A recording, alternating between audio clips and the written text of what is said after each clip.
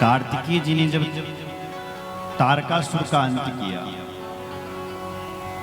तारकासुर के पुत्र तारकाक्ष, विंध्यमाली और कमलाक्ष, त्रिपुरासुर,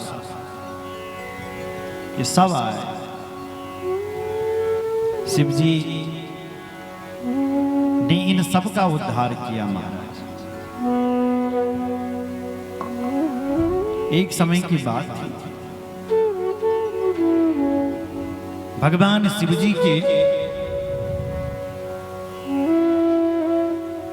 आंखों से जो जल निकला, भगवान शिव जी की जब तीसरी आंख खुली तो दो आंखों से तो जल निकला, तीसरी आंख से भगवान और उस आग ने कामदेव को भस्म किया।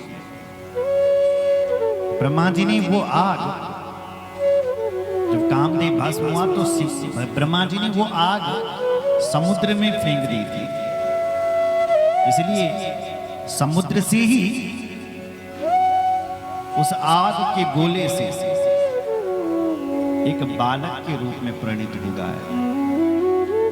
समुद्र में एक बालक ने जन्म ले लिया।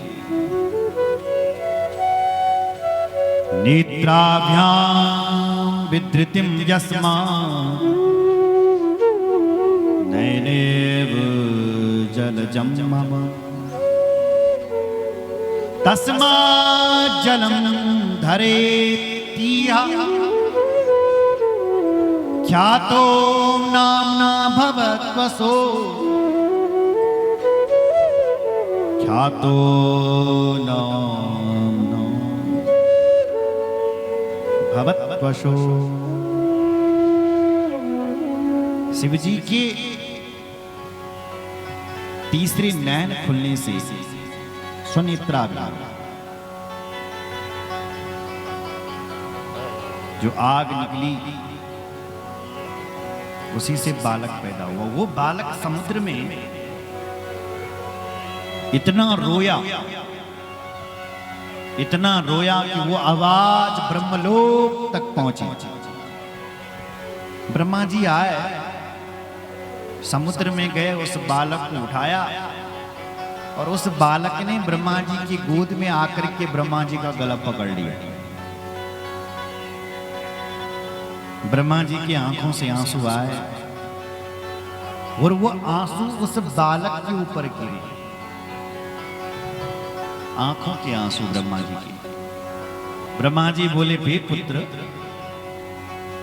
तेरे ऊपर मेरे आंसू गिरे हैं, तूने मेरे आंखों के जल को धारण किया, तो आज से तुम्हारा नाम जलंधर, जलधर, जलंधर, जलंधर।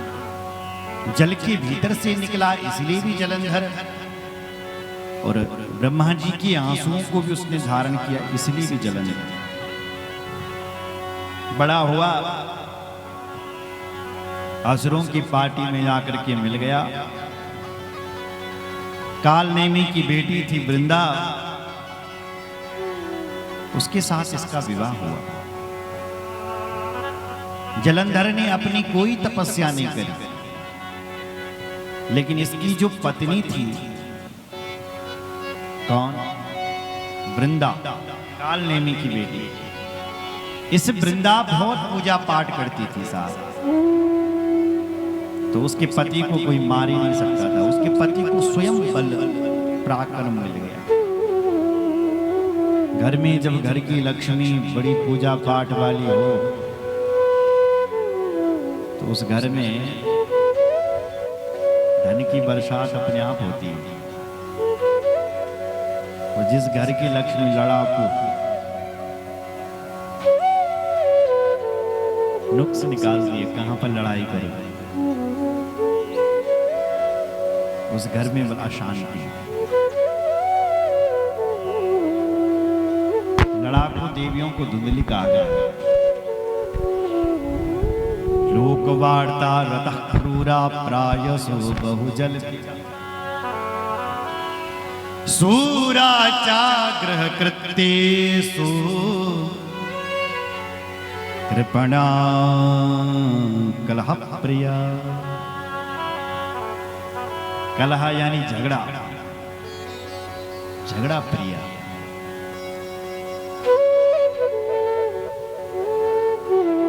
झगड़ा करना है तो कमियां निकालो बस, है ना? झगड़ा शुरू हो जाए।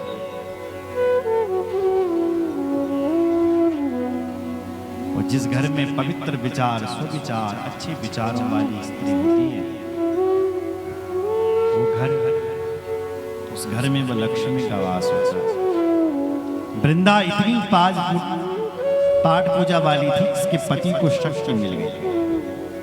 उसने क्या किया? उस शक्ति का दुरुपयोग कर दिया। जलंधर ने राहु से पूछा, भाई तेरा धड़ कहाँ है? उसने सारी कहानी सुनाई।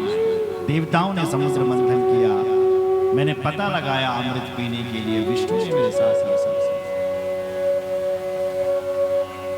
भगवान विष्णु को टारगेट बना करके इस जलंधर ने देवताओं को परेशान किया। महाराज भगवान विष्णु लड़ने के लिए गए, लेकिन इसको नहीं मार सके। जलंधर शिवजी भी गए तब, क्योंकि इसकी जो पत्नी थी वो बड़ी पतिव्रता थी। देवताओं ने मीटिंग करी, मरेगा कैसे? तब पता चला कि इसकी पत्नी का पातिव्रत धर्म नष्ट करना पड़ेगा,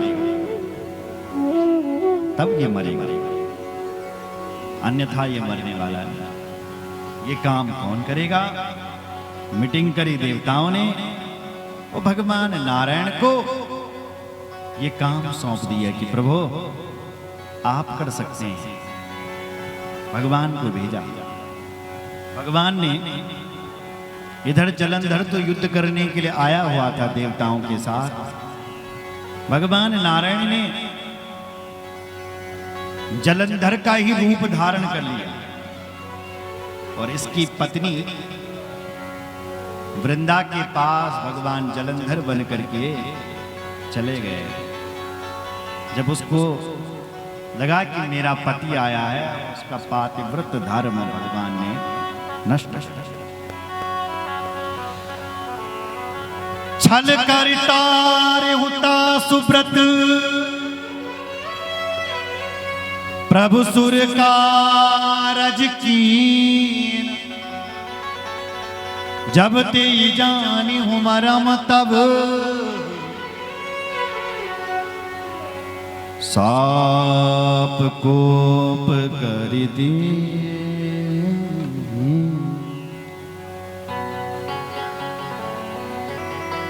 साप कोप कर दी। जब उसको पता चला कि मेरे साथ धोखा हुआ है, छल हुआ है, और ये जो मेरे साथ है ये मेरा पति नहीं, अर्थात ये तो नकली पति है, तो कहा कि तुम कौन हो, जल्दी बताओ नहीं तो श्राप दे दूंगी। भगवान अपने रूप में प्रकट हो गए। वृंदा ने जब भगवान को देखा तो कहने लगी, प्रभु आपने अपनी भक्तन के साथ ऐसा किया, मेरा पति मरवा दिया। हे प्रभु तुम कितने निष्ठुर हो, कितने निष्ठुर हो तुम। आपका हृदय तो पाषाण है, पत्थर का है। मेरे पति को, अपने भक्तन की पति को मार करके तुम्हें दया भी नहीं आई। हे विष्णु ते दयानस्ति पाषाणां सदृशं मना पति धर्मस्य भंगेन मम स्वामी हता खला। मेरे स्वामी को मरवा दिया, तुम्हारे अंदर दया नहीं है, मेरा धर्म भंग कर दिया। आज तुम्हारी ही भक्त तुम्हें शाप देती है। पाषाण सदृशस्तुम च दयाहीनो यथा खला तस्मात् पाषाण रूपस्त्वं मच्छापीन भवाधुना। तुम निर्दयी हो, पत्थर के हृदय वाले हो, मैं तुम्हें शाप देती हूं, जा तुम पत्थर ही बन जाओ, पत्थर बन जाओ। भगवान ने उसका शाप स्वीकार किया महाराज। वो भगवान नारायण पत्थर यानी शालिग्राम बनकर के प्रकट हो गए। बोलो शालिग्राम भगवान की जय। पत्थर शालिग्राम बनकर के भगवान प्रकट हुए। वो वृंदा गई और अपनी पति के साथ सती होने लगी महाराज। सती हुई तो जो वृंदा की राख थी, भगवान बोले वृंदा तुम पूर्व जन्म की लक्ष्मी हो। सरस्वती और गंगा जी के श्राप से हे लक्ष्मी तुम वृंदा बनी हो, तुम इस राक्षस की पत्नी बनी हो। जाओ, तुमने तो मुझे श्राप दे दिया कि मैं पत्थर बनूंगा। हे देवी तुम भी जाओ, और तुम्हारा जो ये शरीर है ये आगे जाकर केवल गंडकी नदी बनेगा, पद्मावती नदी जो नेपाल में बहती है, गंडकी नदी। और भगवान कहते मैं उस गंडकी नदी का पत्थर बनूंगा, शालिग्राम बनकर के प्रकट हो जाऊंगा, वहां हमारा मिलन होगा। तुम नदी बनोगी, तुम पानी बनोगी, और मैं उस जल का पत्थर बनूंगा। और तुम्हारे जो ये केस है, ये जो बाल है, भगवान बोले ये वृक्ष बनेंगे। बाल कौन सा वृक्ष? बोले तुलसी का वृक्ष। तुम्हारे बाल हमेशा तुलसी का वृक्ष बने, और मुझे तुम अत्यंत प्रिय हो। या कहकर के वो देवी सती हुई।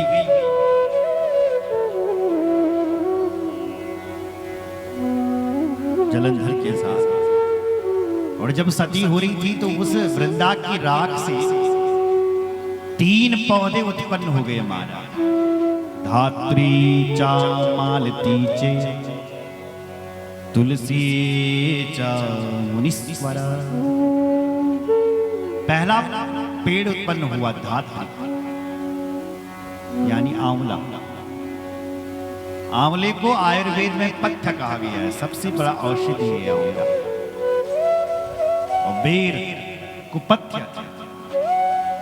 आंवला पथ्य, धात्री। इसलिए धात्री, आंवला भी साक्षात लक्ष्मी का स्वरूप है। एक फूल है जिस फूल का नाम है मालती, और एक तुलसी भगवती। ये 3 पौधे उस वृंदा की राख से प्रकट हुए।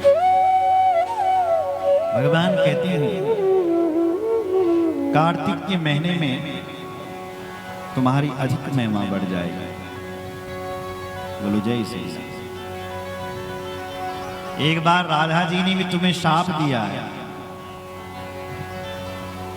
इसलिए तुम आगे फिर तुम्हारा एक बार जन्म होगा और तुम शंखचूर्ण की पत्नी